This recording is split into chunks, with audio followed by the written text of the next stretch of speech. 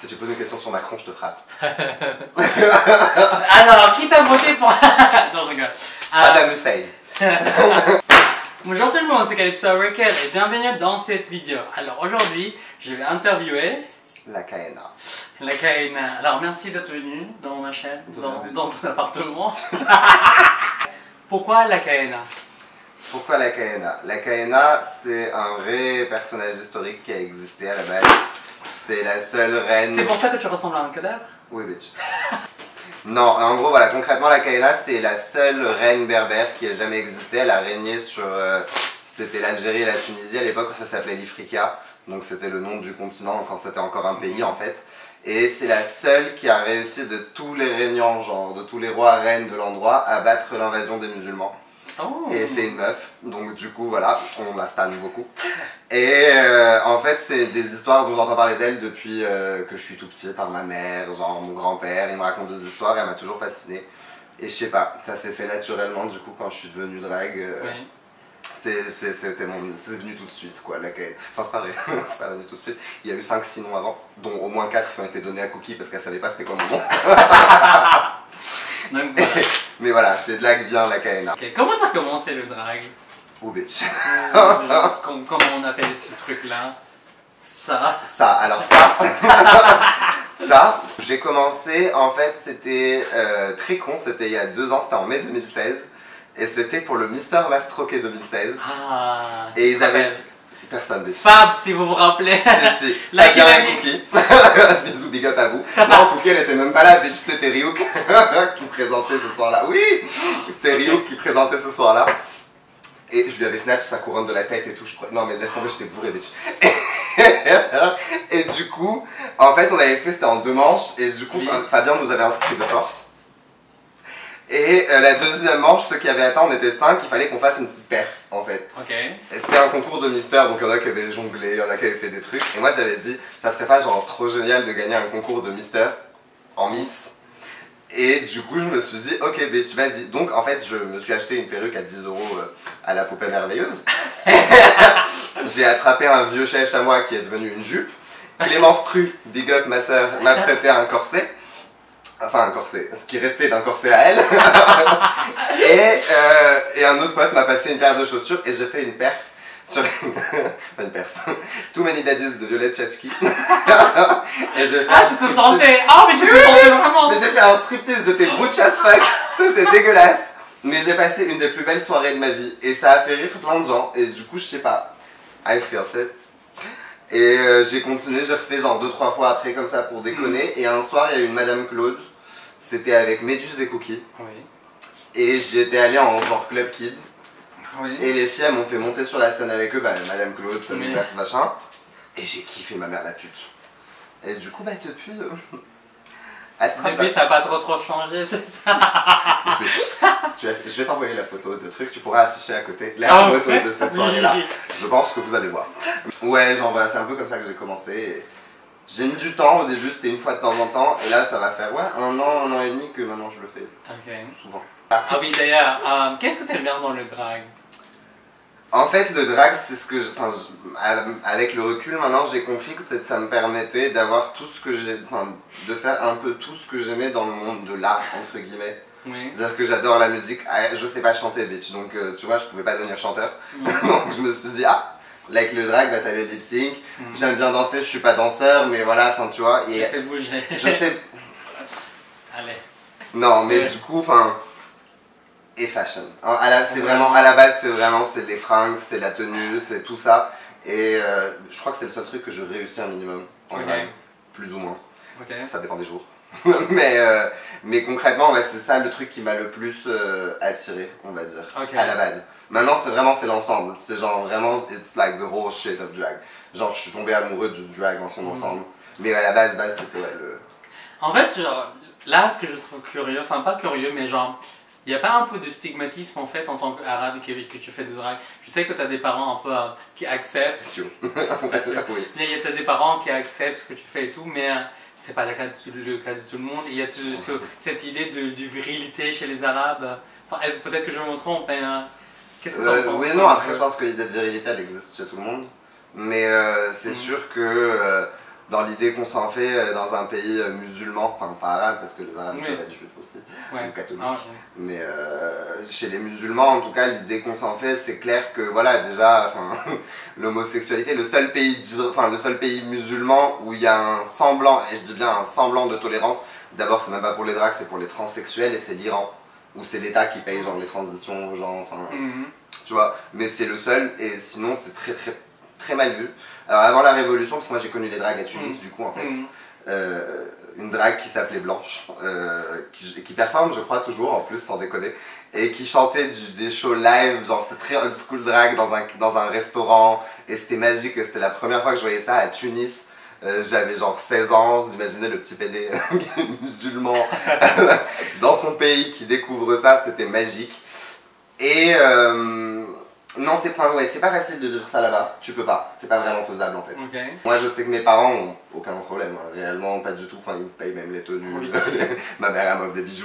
Mais je sais que par exemple, c'est leur hantise, c'est genre quand je rentre à Tunis, c'est genre no drag.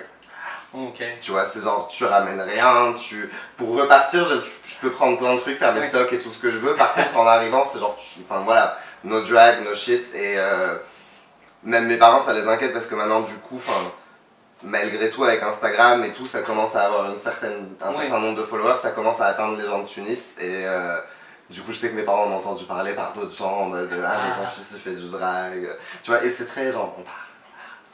Oui, c'est le sport national là-bas. Ils adorent les cheveux.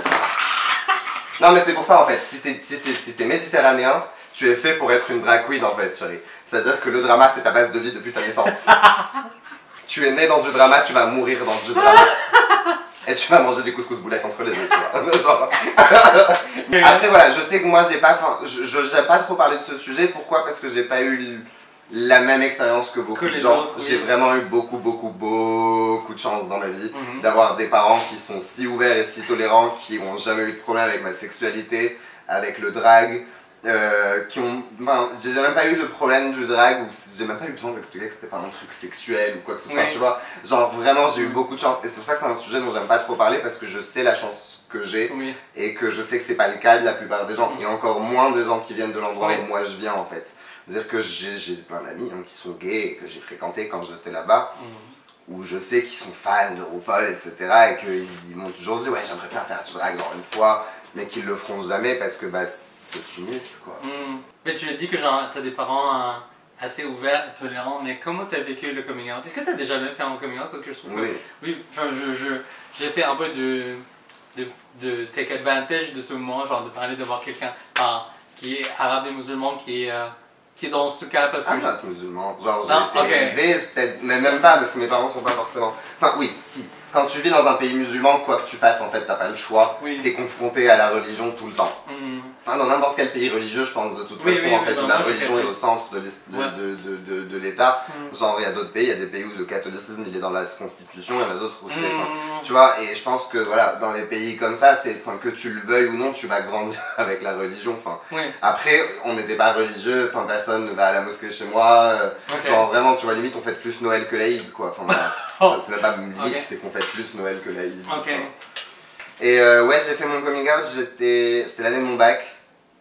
En fait, je l'ai pas fait forcément parce que ça faisait un moment que j'avais envie de le faire, mais c'est une copine qui un jour on discutait, et c'est la mère d'une copine qui m'a dit fais attention, il y a de plus en plus de gens qui commencent à parler de toi et de ton homosexualité, ça va finir par arriver à l'oreille de tes parents. Et je m'étais toujours dit que si un jour mes parents le savaient, il fallait que ça soit vienne de moi et pas de quelqu'un d'autre, parce que quitte à ce que ça se passe mal, je préfère que ça vienne quand même de moi, que quelqu'un leur dise, genre, et que tu vois, et que je comprenne pas ce qui se passe en fait. Je préfère comprendre. Du coup, je me suis dit, ok, j'ai pas envie que ce soit quelqu'un d'autre, donc bon bah je vais leur dire. J'ai jamais réussi à le dire, du coup j'avais écrit des lettres à la con. Ouais, ma mère m'en avait parlé, genre c'est la maman, donc non mais viens on va s'asseoir, on va discuter. Mon père, genre je lui avais laissé un truc avant de dormir sur son coussin, genre la lettre. Il est venu le lendemain matin me réveiller pour aller à l'école, genre il m'a réveillé, une fois que j'étais vraiment debout, il est revenu me voir, il m'a fait un câlin, il m'a dit je t'aime mon fils et ça changera jamais rien. Et il est retourné s'asseoir dans le salon. Oui, je l'aime mon papa. Papa, je t'aime. Maman aussi, hein, mais papa c'est spécial. Tu sais quoi? Attends, juste, tu veux pas montrer ton orteil à la caméra? Parce que depuis tout à l'heure, j'en peux plus. J'ai ça sous le nez. Je vous Non, montrerai c'est vrai, un on voit selfie de rien, l'orteil on parce que voit- moi je l'ai pris en photo. On va rien du là, Oui, du c'est pour là. ça qu'il fallait que je leur montre. J'aime pas me définir dans un style de drague. Parce que j'aime bien essayer plusieurs choses. Oui, J'aime là, tu bien- as vraiment essayé plusieurs choses, hein. J'aime bien être dark parce qu'en fait la kaina aussi ça a un sens, c'est-à-dire que plus comme tous les noms arabes et tous les mots arabes ils ont un sens qui est beaucoup plus profond que juste un mot en fait. Et du coup la kaina en arabe c'est un peu genre celle qui devine, celle qui fait des prophéties, Ah oui, enfin, tu devines la la voyante, la chérie on devine pas grand chose mais la voyante, Madame Nirma, tout ça, Oui. tout ça. Et du coup en fait c'est ouais il y a beaucoup plus de trucs très dark, j'aime mélanger. En fait j'aime bien m'inspirer d'un peu tout le monde, je trouve qu'à Paris il y a pas mal de choses qui sont différentes et qui se font. Pas que à Paris, enfin partout, mais Paris, c'est quand même ce qu'on voit le plus parce que bah, c'est ce qu'on Paris. voit et qu'on fréquente. et Ça, qu'on c'est un vit peu avec dommage ces aussi, gens-là. parce que je sais qu'il y a d'autres dragues partout, enfin d'autres dragues ici en France, et qui sont vraiment doués, sont Oui. vraiment bien. Parfois, genre, ils ont beaucoup plus de personnalité que les parisiennes. Ça, je. Big up à Messalina. Oui, donc. Et un peu toutes les dragonnes en fait, enfin tout le nom. Les dragons, oui. Les dragonnes. Et donc voilà. Et comment tu décris une bonne drague? Une Oui. bonne drague. Je pense que c'est propre à chacun, c'est subjectif en fait. Oui, je sais, c'est pour ça que je te C'est demande très à toi, ton subjectif. point de vue. J'ai pas de point de vue fixé en fait. Au début, oui, je pense que maintenant je comprends mieux le drag, non. Au départ, oui, pour moi, une bonne drague, c'était genre une drague genre, qui déjà l'habillement, c'était forcément ce que je t'ai dit, c'était le plus important pour moi au début, donc il fallait que la tenue elle soit genre on point, le make-up on point. Je me suis pas beaucoup inspiré de ces gens-là, mais le make-up on point. Mais j'ai réagi vite. Non, je réagis pas, je souris moi. Et She's my sister. She's my sister. Oui. Non mais voilà tu vois, et je pense qu'aujourd'hui mon idée a beaucoup évolué et en fait je pense que je vais plus regarder l'ensemble. Genre c'est vraiment un ensemble. C'est-à-dire qu'une tenue même si elle est pas oufissime, si ton make-up est ouf, ta perf elle est ouf, je vais pas forcément regarder les détails tu vois. Enfin je trouve que c'est un ensemble. J'ai un minimum genre d'attente. Oui. Mais j'ai pas en vrai j'ai pas de enfin, pour moi il n'y a pas de drag qui vaut plus que d'autres. Oui. Tu vois. Ouais, non, mais je suis d'accord avec Il y toi. a des drag queens qui valent plus que d'autres dans leur level de Enfin, ils ont leur spécialité, enfin, ils ont leur C'est point ça. fort, quoi. C'est ça. Mm. Après, c'est pas parce que telle queen fait ça que je vais pas aimer ce qu'elle fait, enfin pas du tout, tu vois, ou inversement, enfin, non, j'ai pas de... Il y a des drag queens qui sont douées en performance, il y a des drag queens qui sont belles. Après, il y en a des drag qui sont juste riches, en fait, et c'est pour ça que je l'aime bien. Et là, il y a des drag qui commandent du beurre. Non, mais je pense que c'est ça, en fait. Chacun a son Son point délire, fort. chacun a ses points forts et ses points faibles. Mm. Et faut juste apprendre à connaître ses points. En fait, je pense que le temps aussi, c'est d'apprendre à connaître ses points forts et ses points faibles pour éviter ses points faibles et mettre en avant ses points forts. Bitch. Ça, je suis d'accord. Limite, c'est intéressant de merder au début. Oui, Vraiment, il faut pas avoir honte d'être moche ou quoi. Enfin, bitch, j'ai été moche comme jamais Enfin, si, peut-être que Enza. Mais non, je déconne. C'est pas vrai en plus. Je suis sûr que j'ai fait pire qu'elle. Mais sans déconner. Non, tu vois, enfin. Tu le coupes, ça. T'es quitte à être moche en fait, bas les couilles, et que d'autres queens. Parce que même si une queen va te shader, déjà si elle te shade, c'est qu'elle a un minimum d'estime pour toi. Parce que sinon elle te prêterait même pas attention, chérie. Donc ne le prends pas mal si une queen te shade ou une queen te rentre dedans. Non mais chérie, il y a une différence entre shader et être méchante. et d'être infect. Et être infect. D'accord. Mais ça c'est pour la prochaine vidéo, je vais te faire un tuto. Et c'est ça, tu vois, c'est-à-dire que c'est pas méchant. Il y a plein de gens qui le prennent méchamment. Moi j'ai jamais rien pris méchant. Pourtant vous m'avez envoyé dans la gueule hein, Oui. et vous m'avez mis dans la tronche. Et j'ai jamais rien pris méchant parce que je sais que c'était pas forcément contre moi, c'est-à-dire que c'était pour la rigolade pendant la soirée, mais c'était aussi genre bah bitch, retiens ça et la prochaine fois change-le. Oui. Tu vois, et genre ça c'est pas joli comme ça te va pas comme ça. Il faut pas prendre mal. Et il faut vraiment tester, il faut vraiment genre essayer des trucs qui t'aident genre vraiment moches. De toute façon, chérie, tant que tu n'as pas eu le droit à un t'es moche de Mathéa, de Miss Drinks, pardon. You're not doing very drag, bitch. Après, je pense qu'il faut apprendre, il faut être vraiment social, faut pas être timide, faut aller vers les queens sont gentils. Moi, c'est comme ça que j'ai vraiment beaucoup progressé. Tu vois, j'ai beaucoup de boulot encore, hein, soyons honnêtes, mais c'est vraiment en passant. Non, mais c'est en passant pas mal de temps. Au début, avec Sativa aussi, j'ai commencé à voir des trucs, ça m'a permis d'améliorer un petit peu. Là, j'ai passé pas mal de temps avec toi aussi, j'ai vu pas mal de trucs, ça m'a permis d'améliorer. Et il faut poser des questions. Poser des putains de questions. Au début, j'osais poser 0 question et c'est pour ça que ça a duré longtemps le moche. Tu vois. Voilà, tu vois, c'est... Next question. Alors, qui sont les queens que tu admires ici dans la scène parisienne ou ici en France? Faut pas pousser chérie. Crème fatale, réellement, bah, elle est ouf, il y a rien à dire, tu vois. Après, s'il faut vraiment aller dans RuPaul, ouais, Sacha Velour, moi j'ai rien à dire, je trouve qu'elle combine vraiment beaucoup de choses, et Bob. Pour moi, c'est les deux gagnants. C'est pas parce que c'est les derniers réellement, peut-être que parce que le niveau aussi, je trouve que sur RuPaul, il est passé. Enfin, il est devenu vraiment beaucoup plus important. Genre maintenant, quand tu regardes le make-up, il n'y en a aucune qui va pas. Genre clairement, moi RuPaul, j'ai plus accès, tu vois. Moi j'avais accès jusqu'à la saison 4. Après, ils ont commencé à dire c'est fini. On touche à la fin de notre interview.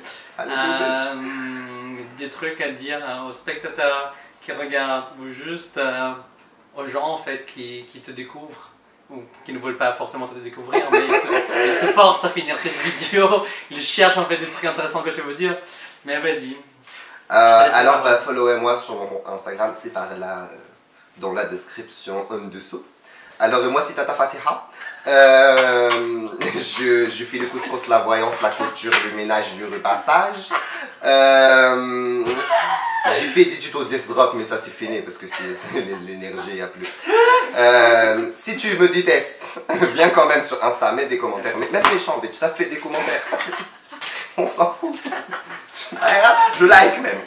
Tu m'insultes, je like. Et je te dis merci bitch. Et après je t'invite pour le couscous.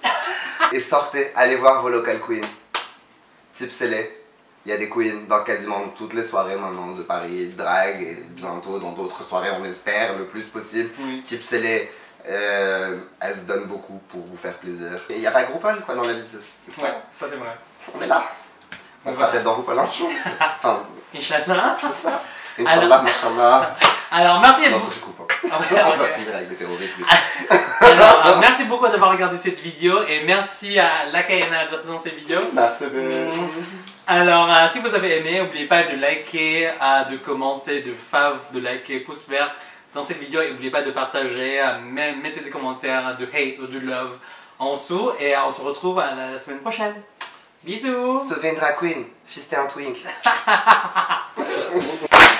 Bonjour tout le monde, c'est Calypso Oracle. Alors, si t'as aimé l'interview avec Lakaina, n'oublie pas de regarder Top ou Flop de l'épisode 2 de la saison 10 de RuPaul's Drag Race.